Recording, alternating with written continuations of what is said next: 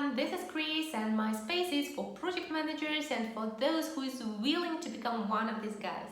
As I have promised in the last video, today we are moving forward with project planning. So in this video we're gonna discuss what a project plan is, why we need it and why it is important to plan the project, and what kind of documents would be helpful to be included within. So let's go! To begin with, let's clarify what a project plan is.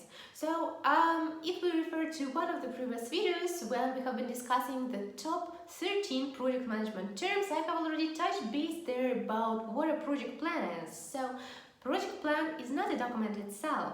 Project plan is a set of project management documents that help to keep the track of actions, to increase the project efficiency, and to supervise and monitor the project progress. So, project planning itself is an activity during which we are going to create those project documents. Well, by the way, of course, there is a list of recommended project management documents that is offered to be included in every project plan. However, as we know already, every project is unique. Therefore, in this video, we're gonna touch base what are the most common project management documents that you would need in order to work on the project and to manage it efficiently.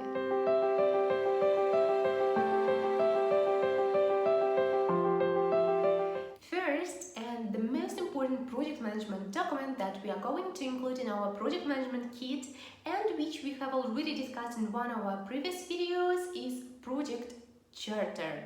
So project charter is the project management document which is required for the project initiation and which authorizes a project manager to act on behalf of a project owner or a customer and to make decisions on a project. But by the way, if you're struggling about the idea how to create a project charter, what information to include there and what structure should you follow, don't forget to check my free project charter guide, where I'm outlining what I usually include in this very first project document, how I structure it, and also I'm providing there a free template for you. You will find the link below to this video.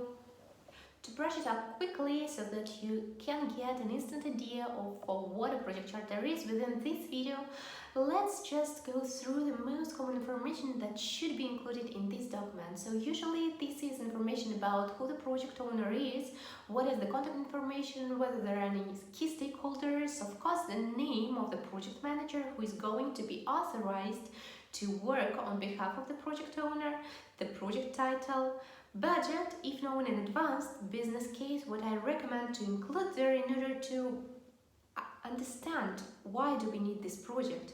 Further on, there are usually some constraints that are known in advance, success criteria, and a place to sign this document.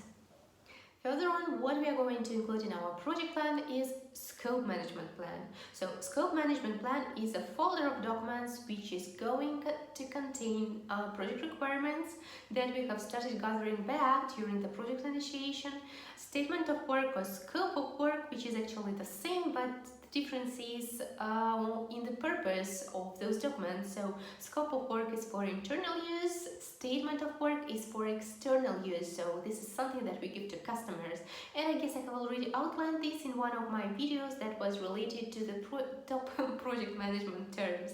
Further on, what we are going to include in the scope management plan is work breakdown structure or WBS, and the project description or specification and workflow description. And I assure you we are going to dive into all these further on in our videos, but today let's just combine and compose the list of documents that are required initially to start planning our project. Next big folder that we will need in order to create our project plan is resource management plan.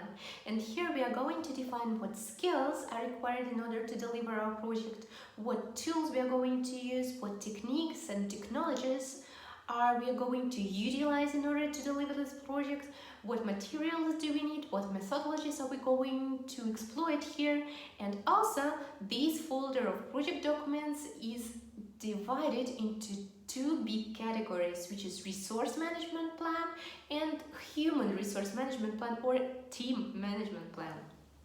Regarding the team management plan, the most common papers that we are going to create at this stage of our project is the list of participants, the skills that are common for those participants, and the level of seniority.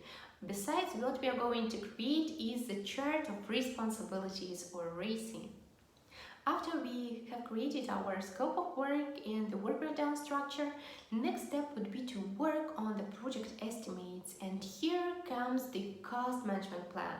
But to make it clear, cost management plan is not just a simple method to sum up all the estimates that we have created for project tasks. Additionally, here we need to consider procurement if this is something that is required for our particular project, and also we need to consider our contingency and management reserves, which are called to eliminate possible risks. So to clarify, cost management plan should contain our strategy on how are we going to pay for all the additional costs besides the initial project estimates. So that you know, the three big wheels the project is standing on is project scope, project cost, and project schedule. And the most common questions that you are going to be asked as a project manager: how much would it cost and when everything is gonna be delivered? So the next thing that is coming to the plane is project schedule or schedule management plan. So our schedule will depend on the project resources, the availability and capacity, and the level of seniority, on the estimates that we have created for this project, and on the project management methodology. And by the way, don't forget to check the previous video, because there we have discussed how to choose the appropriate methodology for your project.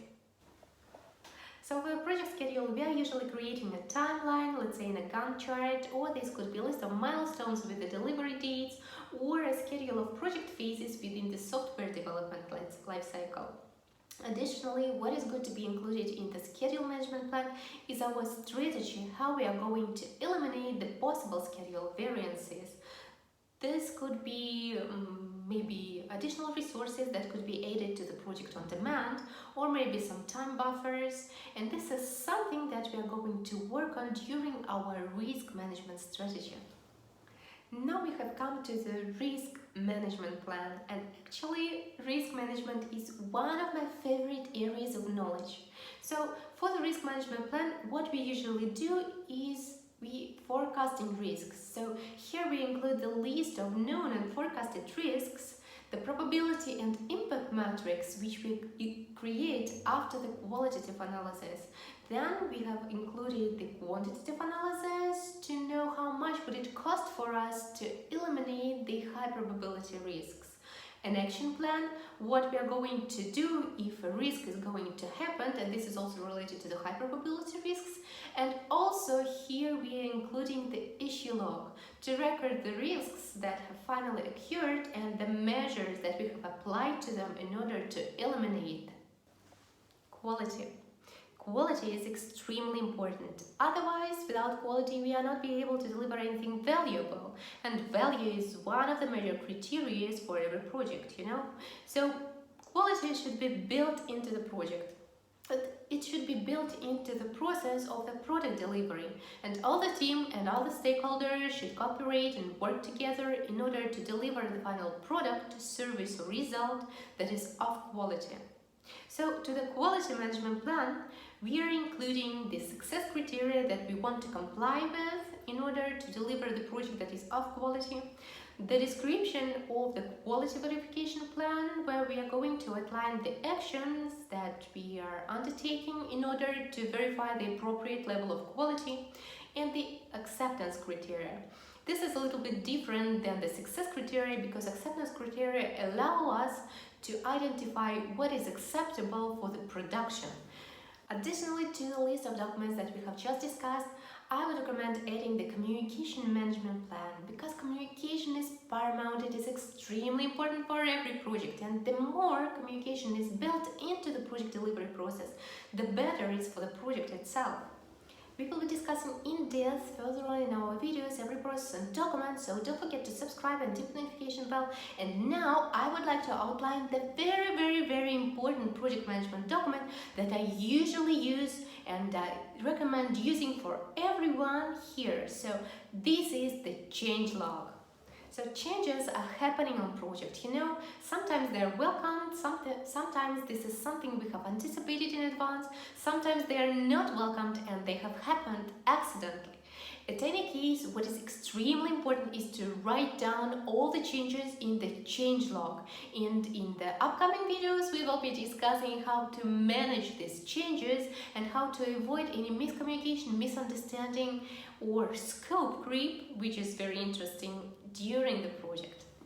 Just a quick summary for this video. So we have discussed what a project plan is, why would you need it, why it is important to plan for your project, and also we have listed the common project management documents that you would need in most cases while managing your projects. And here we have project charter, scope management plan, cost management plan, resource management plan, schedule management plan, risk management plan, quality management plan, communications management plan, and of course a change log. So don't forget to subscribe, share this video with those who you feel would be helpful for. Stay safe and see you next week. Cheers!